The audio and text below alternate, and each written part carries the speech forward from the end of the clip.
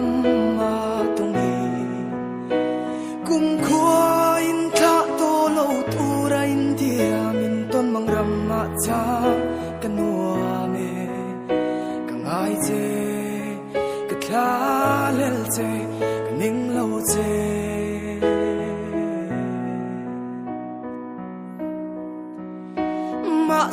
Morning, Timmy Kha. Good morning, Ting Katamai. Kin chu hai, in chunga khan ka lona.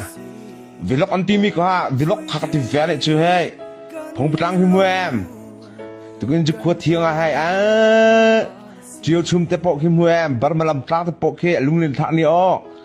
Kin chu kan lunglin tam chut a, ka chut ro la. Ka thimai ang.